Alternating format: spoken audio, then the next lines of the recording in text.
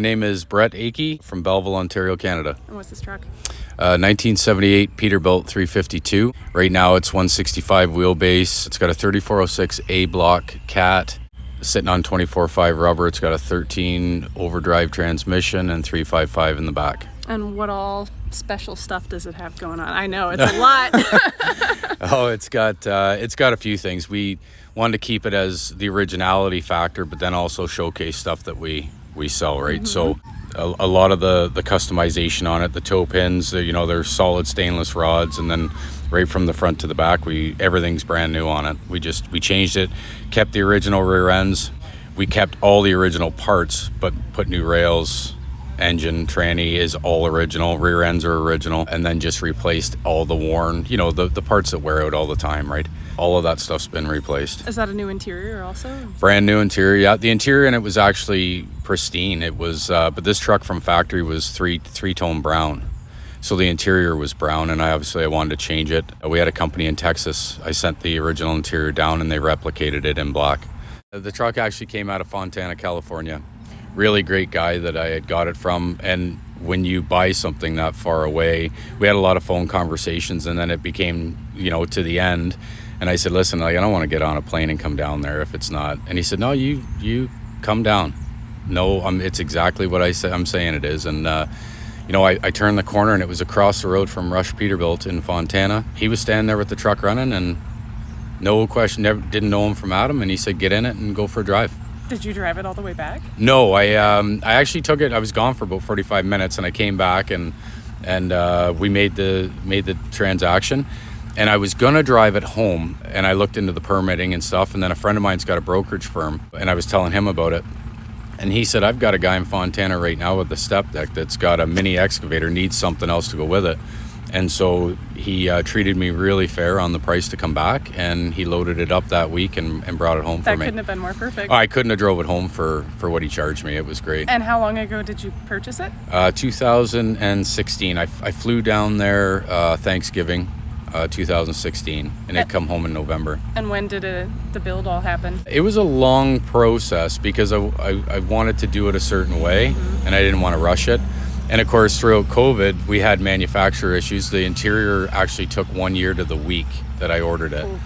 And not because it was just simply because of everything that everybody on the planet was going through, right? So it's taken at least 6 years, roughly, to get it to where it is, but it wasn't steady, right? And having to wait for parts, custom parts, one-off build parts. 12 Gauge Customs did all the stainless. Jeff and Jim and the guys at 12 Gauge they're second to none. Their product is the best, and they were an intricate part in designing and saying, Jimmy, it had smaller fuel tanks, and just little twerks like Jimmy, put bigger diameter fuel tanks, it'll make the truck look lower. And Jeff and the boys at 12 Gauge, their touch on the stainless, and it's very subtle touches on the inside, outside, but it's classy. To me, it's exactly what I wanted, which is not an easy thing to work with somebody and for them to get it exactly how you want it. But they nailed it. And did you specifically want to build a 352? Yeah, my dad had 352. He had 359s as well, but the 352, I always remembered when I was young, and it's different. You either love Cabovers or you hate them, right? And you know that. So for me, I always loved the Cabover, and I'm a Peterbilt guy. Everybody that knows me knows I'm a Peterbilt guy. So the 352 was really the style and the model that I always wanted. So, and this is a very neat paint scheme too. Yeah, it's different to try and keep it. This had factory original paint. So, I've got pictures where the truck was three-tone brown, and that was a factory deal. So I made it three-tone now, just with a different paint scheme. And that's part of the touch of some is period correct, and some is, your own ideas, and trying to get those two to mesh and come to fruition is something that makes it unique to the person that owns it, right? It's not just taking a truck and making it exactly like it was when it came out of the factory. Or exactly like everybody else's truck. True. Wants that. No, absolutely. It's been a lot of fun to do it. It was, over the time, could be discouraging, but then you stick with it. And is this its first show? I actually know the first show for this truck was just in July. We went to Bob Conrad at Gear Jammer. Okay. We went to Massachusetts with it, and that was actually the first time that it had been out. It Did was you so drive it great. there? I did, yep.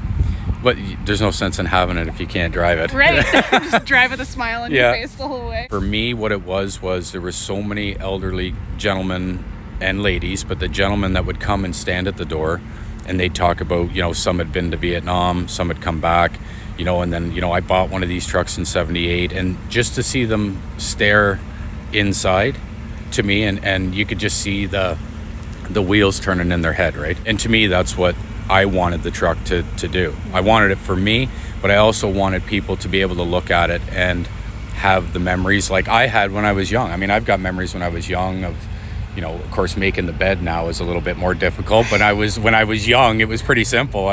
Did you truck? I drove for 29 years, but I'd always we'd go with Dad usually once a year, right? Because my dad was long distance. So when we were at a school, Pack your bags, kid. Yeah.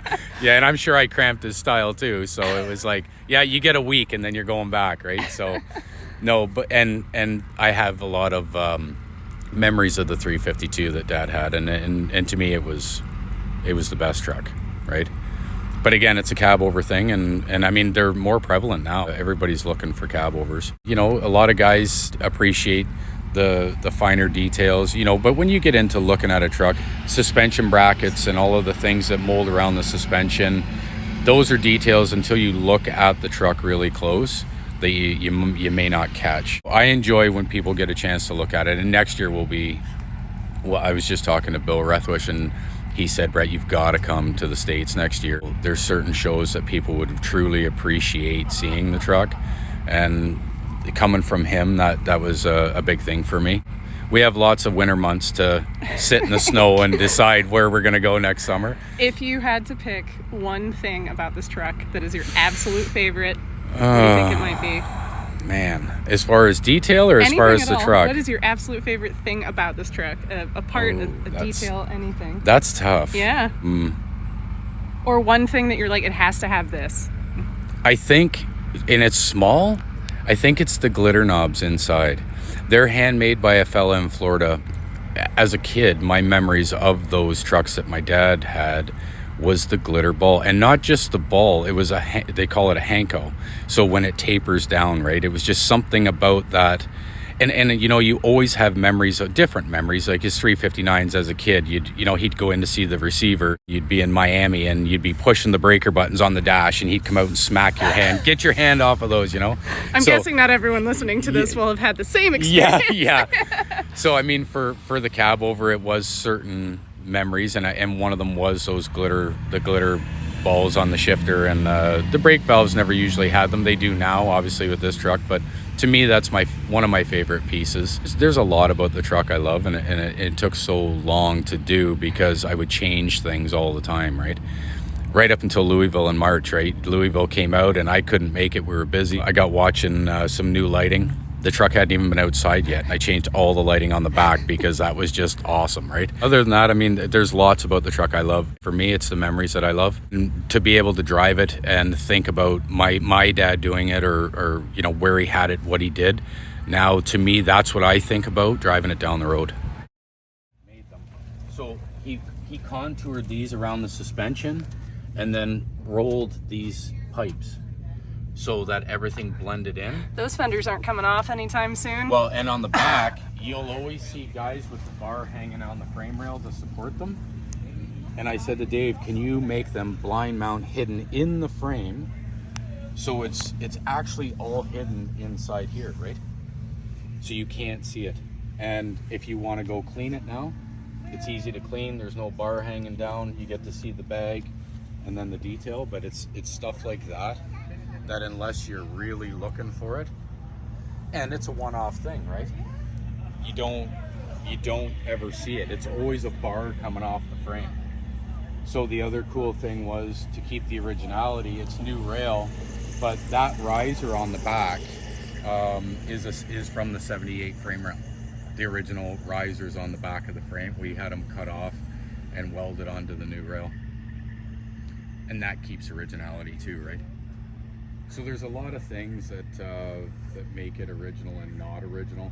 And I get it, the lighting, and it's not period correct, but that's one of those, like I said, you got to showcase what you sell, right? It's 2023. Yeah. I mean, yeah. And I mean, I tried to keep the style of the Peterbilt light on the side is period correct, but it's LED. And I mean, when you've got 1978 wiring in it.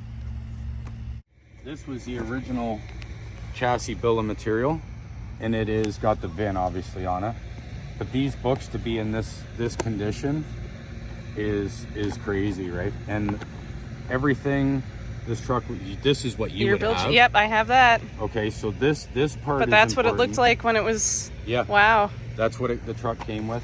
And this one, I was fortunate enough to have all his little notes. So this book is all of the other parts Peterbilt would give you when you bought the truck. But he would make little notes. Of course, I've changed all the wiring, but he had little notes. Look at this stationery. This is hilarious. So read the bottom of it. Right? So did you buy it from the original owner? Yeah. Oh my. So all of these books, I mean, this stuff is invaluable if you're going to, actually I should show that to Wayne. All his little, he had little things that he was gonna do to the truck. This truck had every option except for, I don't have power steering, which I'm gonna leave it that way, I think. But all of the Bendix books and these books have all of your drawings for your schematics, and they're all pristine to be able to still utilize the books, right? And so to be able to have all of this documentation, all of the wiring schematics, oh my goodness, they're meant. So if you ever wanted to know how your plumbing goes, your wiring goes, or any of that stuff, it's all here. And they're numbered, right? Screenshot. Yeah. Well, I can get it to you. That's not a problem. But yeah, it's nice to have that stuff.